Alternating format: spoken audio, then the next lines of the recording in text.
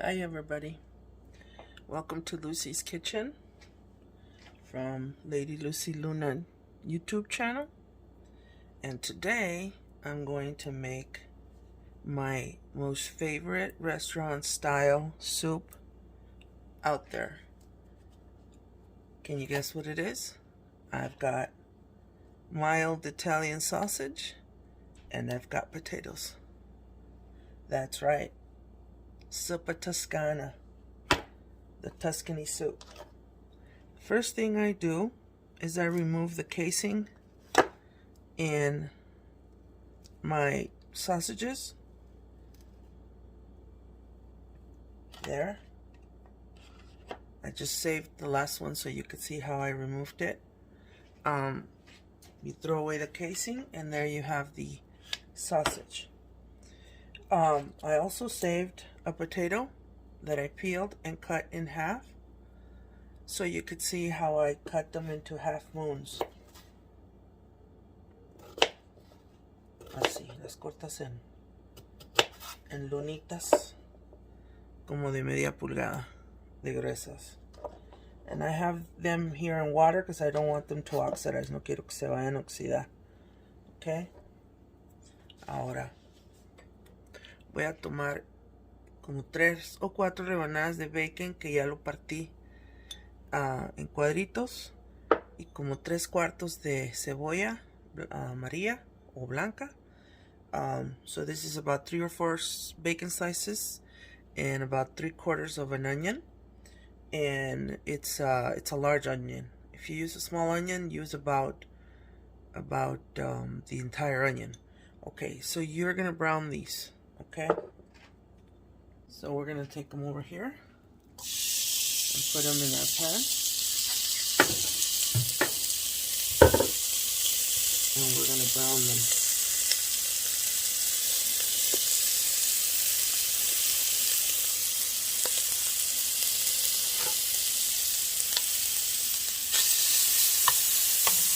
Like that.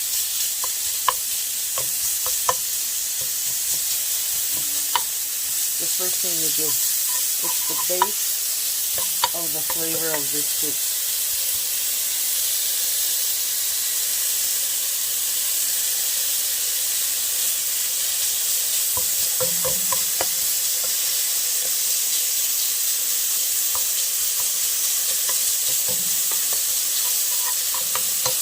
And I have it on that amount of heat. I apologize for the dirty range, but my dog put frijoles earlier in the morning and I haven't cleaned that up. Alright. Now, you add the onion because you want the onion to saute as well.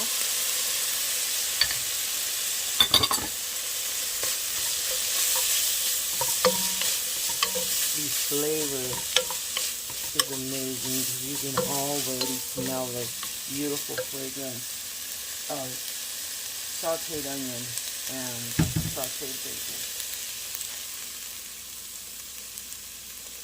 You're going to add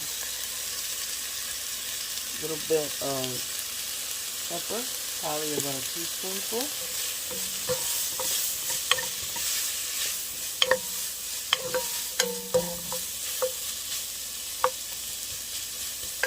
Could probably go a little higher on the heat, but make sure you're there on top of it, taking care of it. Okay, I'm going to add some of this stuff, caldo de pollo nor, because that's the flavor. Meanwhile, take a look at all the ingredients.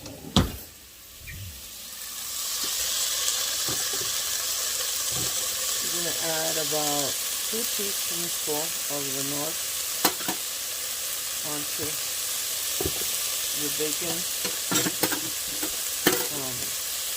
and onion saute mix.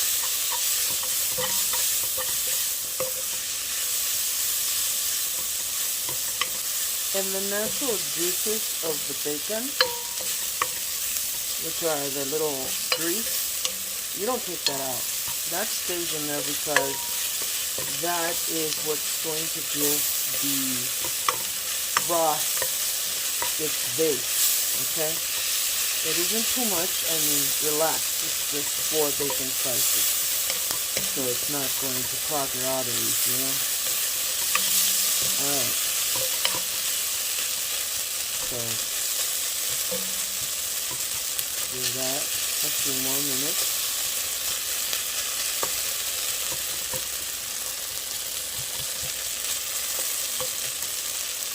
And while that's ready to go, cooking, you're going to lower the heat a little bit. And you're going to come over here and you're going to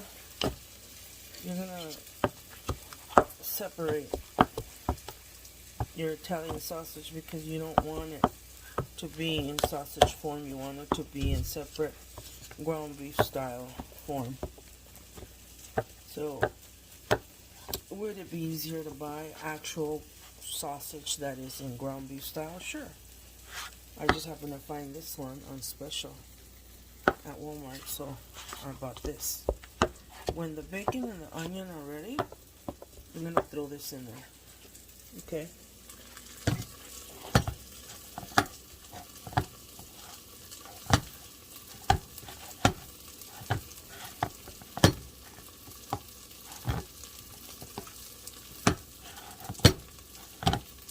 I like to use mild Italian sausage because I happen to have a very sensitive stomach, and if I use the hot mix, I usually get heartburn. And you know, I want comfort food. I don't want dramatic food that's going to give me acid reflux after eating it. Okay. So, once you see that the bacon and the onion are creating a little bit of a scab on the bottom of the soup pot,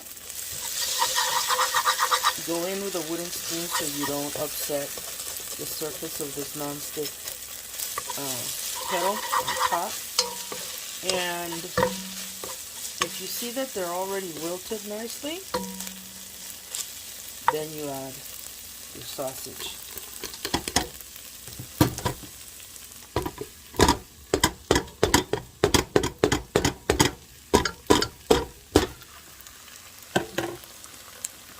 And it's just a matter of browning that. So ya cuando se te guisa el bacon y se cristaliza la cebolla, y ya le echaste tus 2 cucharitas de nor suiza y cucharita de pimienta, le echas tu carne. Me van a perdonar, pero no tengo la menor idea cómo se dice sausage en español.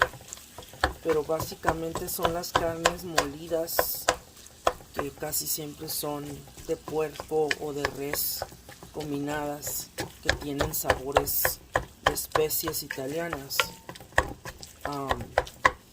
Son las que se usan. Esta se llama Italian sausage y son las que se usan en esta comida.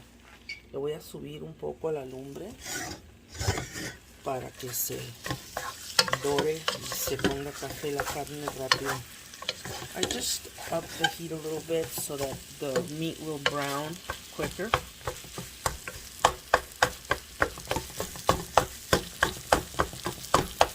When the meat is brown and it's fully cooked, you add your potatoes, you add your water, you add your whipping cream, you add your oregano and your Italian seasoning, taste it, and if you need salt, you add salt. Now, I forgot to add something I should have added from the get-go, but it's not too late. 1 garlic. It's okay. It's not too late. I'm just gonna leave it right there so it browns on the surface of the pan and not with all the meat surrounding it. Okay. Se me olvidó agregar el ajo, pero no es demasiado tarde todavía. Todavía estamos a tiempo de agregar el ajito. Le podrías echar sal de ajo también. Si no tienes ajo, le puedes echar sal de ajo. Pero sinceramente te puedo decir que ajo fresco es el mejor ingrediente en el planeta. No hay comparación en el sabor de las comidas el usar ajo fresco al usar ajo deshidratado en polvo o sal. I was just saying there's absolutely no comparison to fresh garlic. The flavor of food when you use fresh garlic is unmatched. It is absolutely insanely superior in taste than garlic sauce, than garlic powder. Okay. I only resort to using garlic powder or garlic salt when I have no fresh garlic. But I always make it a point to have fresh garlic. I use that stuff on everything. Plus, it's heart healthy. Alright. So I'm going to start bringing the ingredients and putting them around the stove so I can just dump them in.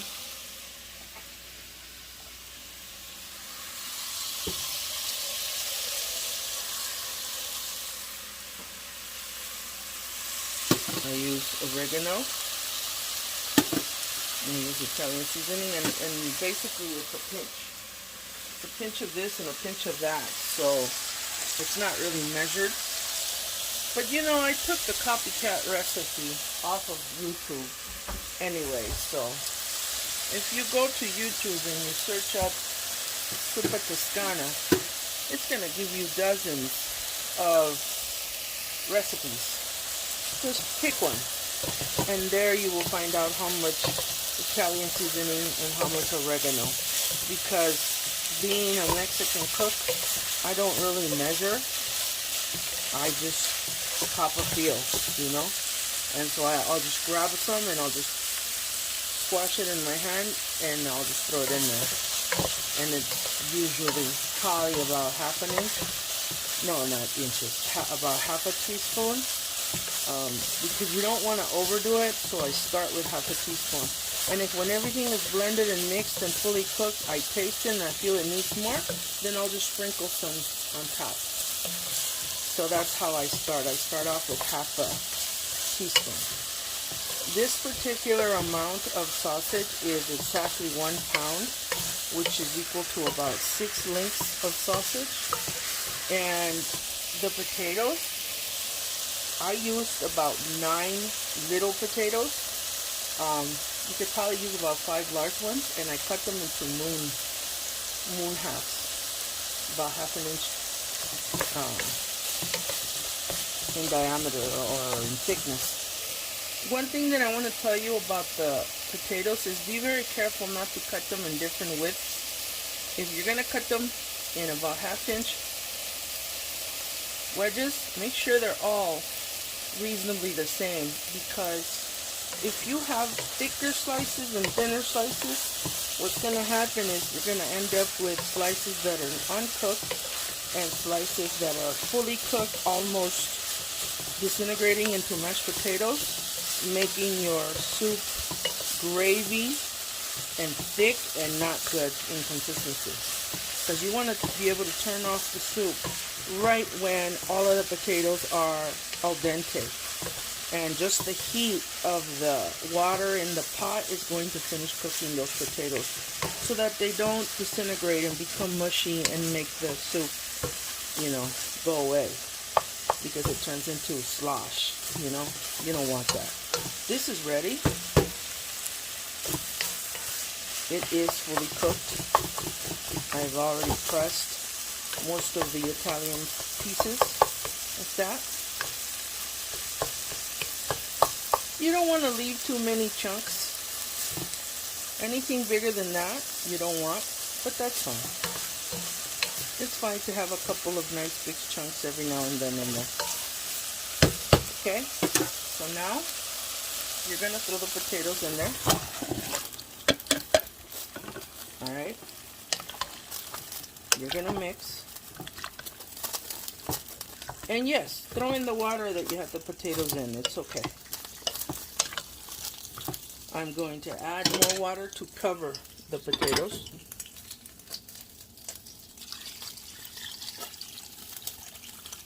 Like that much. Now again, how much water? I have no idea. I am guessing it ends up being about 6 to 8 cups of water. To that, you pour your oregano. And like I said, you start with about half a teaspoon. You do your Italian seasoning. That's another half a teaspoon. You do some more pepper. Probably a quarter teaspoon. Taste it. It definitely needs more salt. So you add about 3 teaspoons more of nor. Mix it.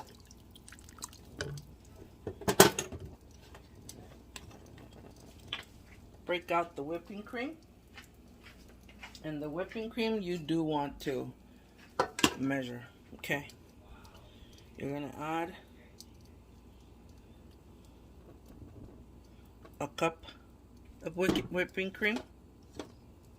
See?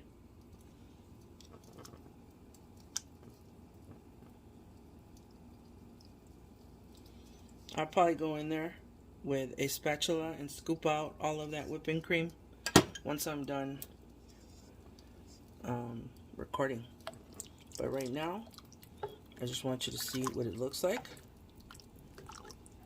Okay, so that's what it looks like.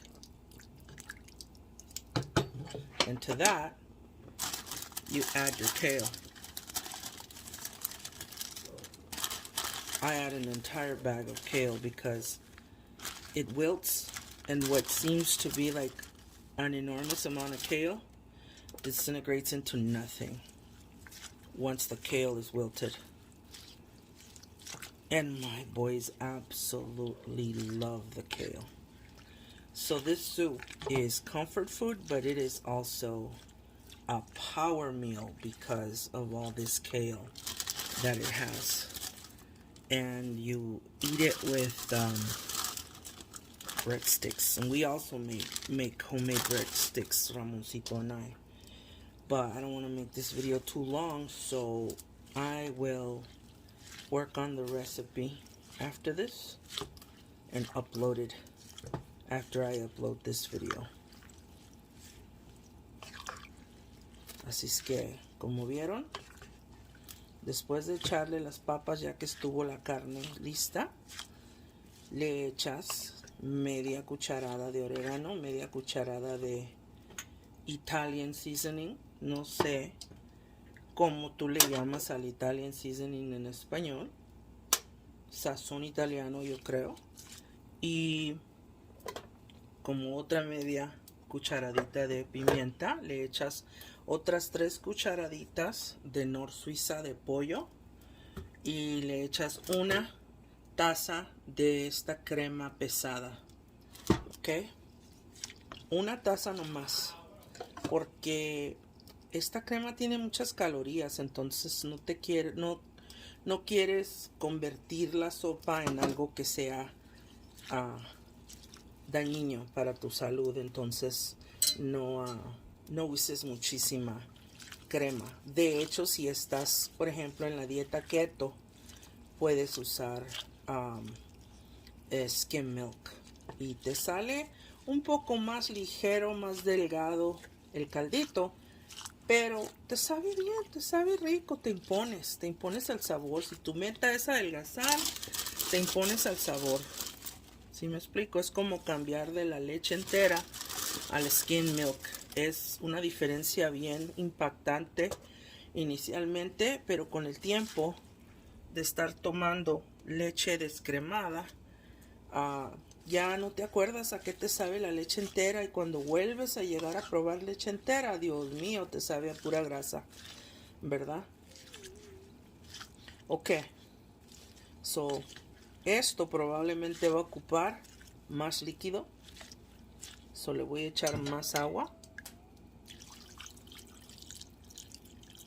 So yo le eché este traste entero de agua, que vienen siendo como unas 5 tazas. Y de hecho ya traía agua el traste de las papas. Entonces vienen siendo como 8 tazas de agua. Y así, a medida que se vaya cociendo el kale y se haga flácido y delgadito, le voy a ir echando más kale. Que a mis hijos les gusta mucho el kale. El Olive Garden no le echa mucho kale a su receta. Yo sí. A nosotros nos gusta mucho. Ahora, a esto yo le echo una puñalada de queso parmesano. I throw in about a handful of Parmesan cheese into the actual soup for it to melt in and mix with the flavors of all the ingredients. And you just let it simmer there until your potatoes are edible. And there you go. There you have it. That is Zuppa Toscana, Olive Garden style, guys. I hope that you make it. You will not regret it. It is delicious. All right. See you in the next video when I make the breadsticks that we eat with this.